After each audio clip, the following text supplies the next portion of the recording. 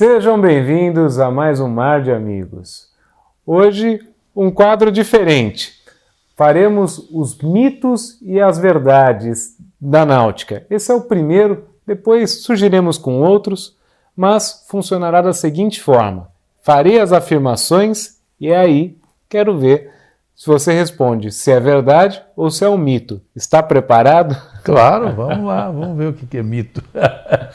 Bacana, show de bola. Então, a primeira afirmação é: a aferição da agulha magnética, da bússola, ela é obrigatória? É um mito, porque quando se fala que é obrigatório, seria para todas as embarcações.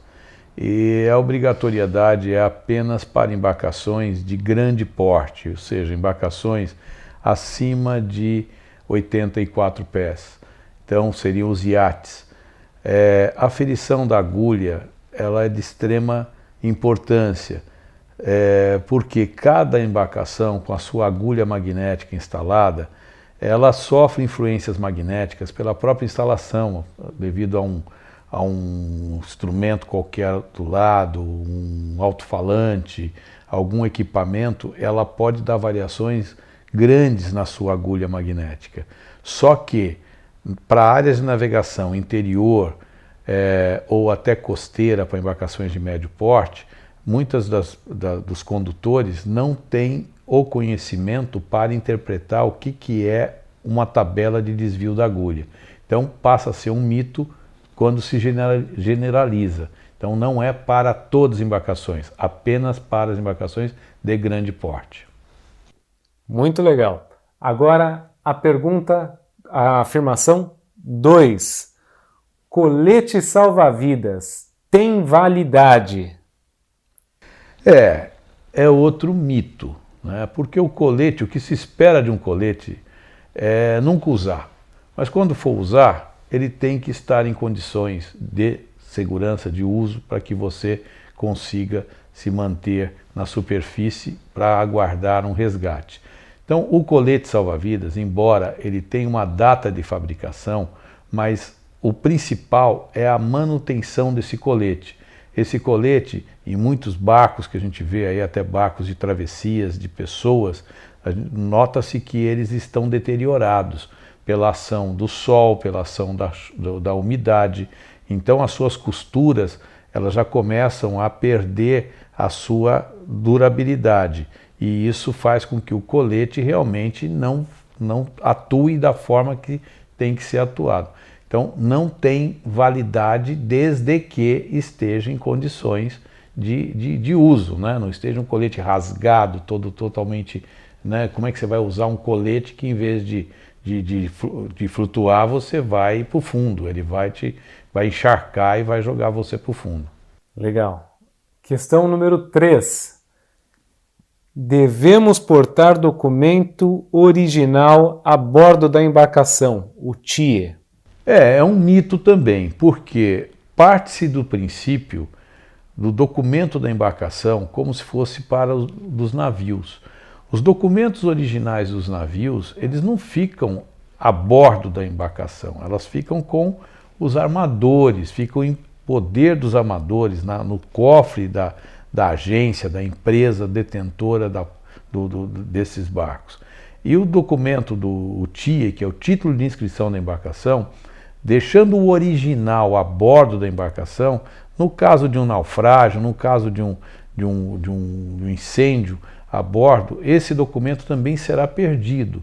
Agora, isso vai de acordo com a autoridade marítima da região, porque ele tem poder de exigir o original ou uma cópia, né? Que, ao meu ver, uma cópia autenticada desse título de inscrição da embarcação, ela é muito bem-vinda, porque caso ocorra uma perda desse documento, na hora de uma transferência ou da revalidação, será exigido o original, e esse original foi perdido. A quarta afirmação: a boia circular precisa estar com o cabo retinida preso a ela? Isso é uma verdade, né? Tem que se ter preso, né? O termo que nós utilizamos é talingado, talingar, quer dizer prender.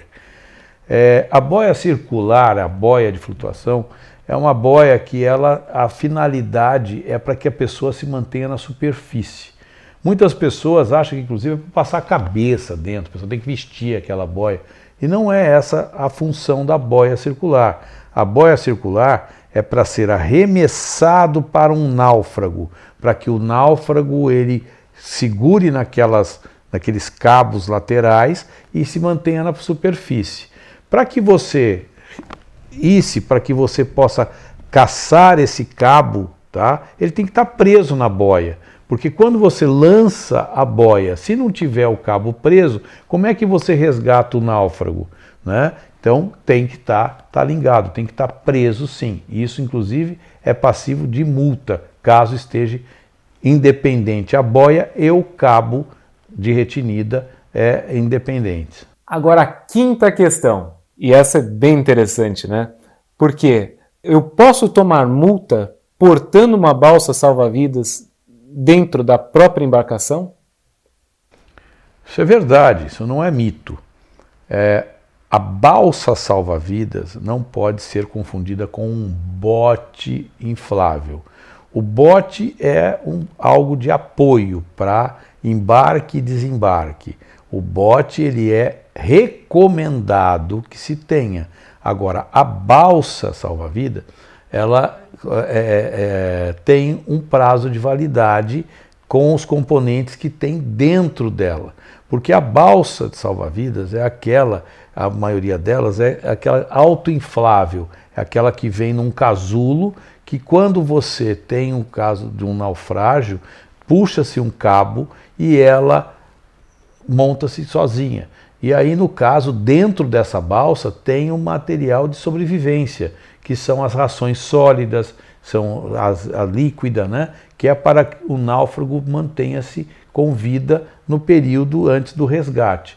Então, no caso, esses componentes têm validade.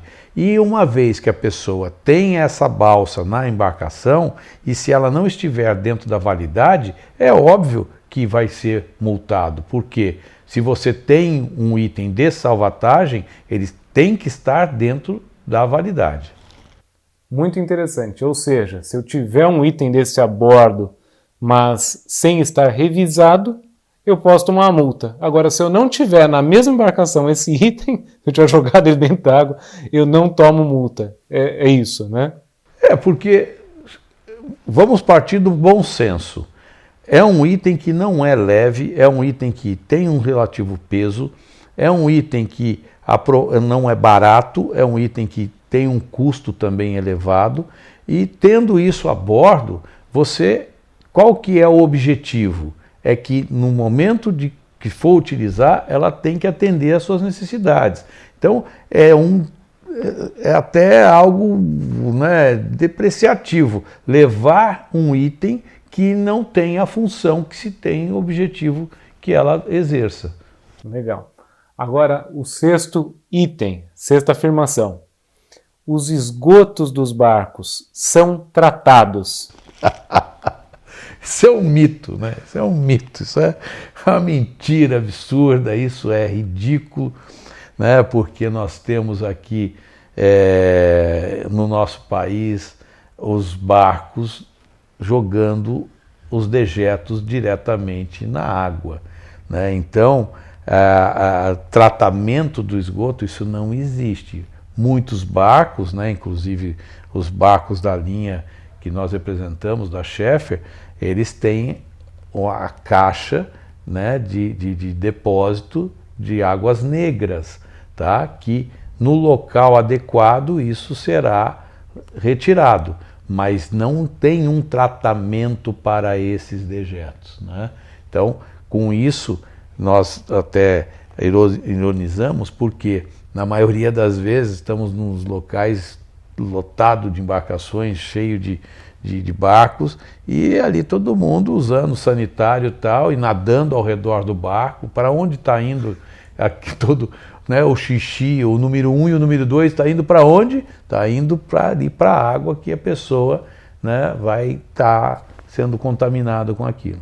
Legal, pessoal. Agora a sétima questão. Mas, antes dela, Pessoal, não esqueçam de se inscreverem em nosso canal e curtirem o nosso conteúdo. Isso é muito importante para nós e, se puderem, inclusive, comentem a respeito dessas questões, se vocês acertaram, se estão errando até agora, porque isso aumenta o engajamento do nosso canal e a gente começa a atingir um número maior de pessoas. Mas você não vai fugir dessa. 7ª questão. Para comandar um barco de 80 pés, precisa ser capitão amador.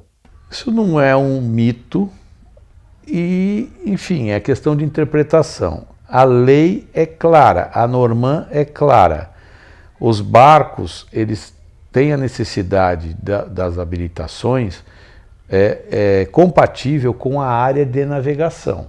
Então, uma embarcação de 80 pés dentro de uma área interior, ou seja, uma área abrigada, tá? Sendo um barco de esporte e recreio, um barco de lazer, não é necessário ser capitão. Apenas um arraiz já poderá conduzir essa embarcação. Agora, óbvio, saiu desta área de navegação, se passar para uma área costeira, terá que ter a carteira de mestre amador. E se for para uma área oceânica, aí precisará também da carteira de capitão. Então, a carteira de habilitação de capitão não está diretamente ligada ao tamanho do barco, e sim à área de navegação em que a pessoa pretende percorrer. Agora, também leve em consideração que a questão dessas habilitações com a compatibilidade do barco que você está conduzindo, né? Porque existem barcos, às vezes, que têm tamanho, mas não têm propriedade para estar fora da área abrigada. 8º item. Bote auxiliar. É obrigatório. Se eu estiver saindo do Guarujá e indo até Ilhabela, até Angra dos Reis, preciso portar meu bote a bordo. Caso contrário, tomarei multa. Isso é um mito, né? O bote é de apoio, né? Esse é um bote chamado de apoio. A própria Marinha permite que se faça um documento do barco, um documento independente como apoio. É um bote vinculado à embarcação madrinha. Então, no caso, não é obrigatório ter um bote de apoio, mas é aconselhado. Mas, no caso, também precisa levar em consideração sobre a necessidade desse bote, né? Muitas vezes as pessoas têm um bote que é incompatível com a embarcação principal e essa embarcação, às vezes, em vez de se transformar num auxílio, pode se transformar num problema. Então, a compatibilidade do tipo de motor, de popa, o tamanho do motor, o tipo do bote que vai ser utilizado e também dos equipamentos que tem que ter no bote, porque eu vejo às vezes alguns botes aí de apoio que a pessoa não tem nem o bujão. O bujão é aquela pecinha que é para estancar, para que a água não entre dentro do bote, né? Então a pessoa sai com aquele bote porque diz que é exigido, tal, entra em cima do mito, tá? Mas está fora da realidade. Então, resumindo, para lanchas de até 24 metros é recomendado, não exigido. Então, uma lancha de até 83 pés, sem o bote, não tomará multa. Né? Perfeito. Agora, devo adoçar o barco toda vez que eu utilizá-lo em água salgada? É um mito, dependendo da forma que vai se utilizar essa embarcação. Porque se utilizar a embarcação e após a utilização não for retirada da água, não precisa adoçar. Aquele sistema já está abastecido com a água ambiente, que é o sistema que refrigera a parte mecânica da embarcação. Agora, se você retirar a embarcação do ambiente líquido, ou seja, do mar, aí é recomendado que se adoce para que tire aquele resíduo de sal do sistema, tá? Então, isso é algo que vai de usuário para usuário. Eu recomendo que adoce, que sempre faça a manutenção a toda vez que retirar o barco da água, tá? E por períodos, inclusive, similares, ou seja, se adoçar o barco por 15 minutos, por 30 minutos, isso daí tem que ser um padrão, tá? E não ficar fazendo em tempos variados. Agora, lembre-se, para adoçar o sistema de refrigeração de um barco, lembre-se também na quantidade de água que tem no local. Eu vejo muitos marinheiros, muitos proprietários de barco abastecendo o circuito, trocando essa água salgada pela água doce, mas com um circuito que tem muito pouca alimentação, tem um fluxo de água pequeno.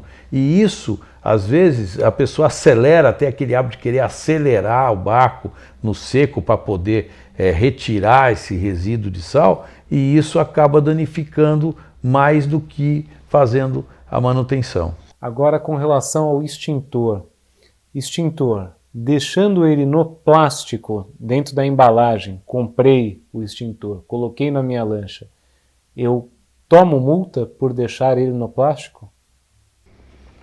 Essa é uma verdade, não é mito. Isso toma multa. Por que que toma multa? Porque o extintor, ele é um equipamento para ser utilizado, tem que estar pronto para que seja utilizado. Não só o extintor, como também colete salva-vidas, tá? Tudo aquilo que muitas vezes o proprietário do barco ou quem cuida da manutenção está procurando manter bem novinho, está no plástico, tal. Na hora da sua utilização, isso é um empecilho, né? Numa hora de utilizar, teve um princípio de incêndio, até retirar da embalagem, até colocar em condição de uso, o fogo já tomou uma proporção que, poxa, não, se tivesse em condição, já teria sido extinto. Então, todos esses equipamentos, principalmente de salvatagem, eles têm que estar prontos para serem utilizados. Imagine um colete salva-vidas totalmente embalado, cheio de lacinho, na hora que você precisa, que tem um náufrago, que o barco está afundando, você tem que tirar da embalagem, tirar o lacinho para poder vestir o colete. Então, veja bem, esses itens, quando a Marinha multa, autua, é exatamente porque quem é o proprietário, quem é o usuário, ele não pensa na sua forma de utilização. É como se você tivesse o seu tanque de combustível vazio, mas com um recipiente cheio de combustível que você está transportando. Então você vai esperar o carro parar, o barco parar, para depois você abastecer. Então é incoerente esse tipo de atitude. Muito legal. Bom, pessoal, ficamos por aqui dentro desse quadro Mitos e Verdades. É a primeira edição, eu espero que tenham gostado. Comentem, né, aqui na parte de baixo para nos darem um feedback, se acham legal ou não, se faz sentido para vocês. Mais uma vez, não esqueçam de curtir se ainda não fizeram, compartilhem esse conteúdo e muito obrigado por nos acompanhar. Afinal, navegar é saudável. Navegar é preciso. Vem conosco. Um grande abraço.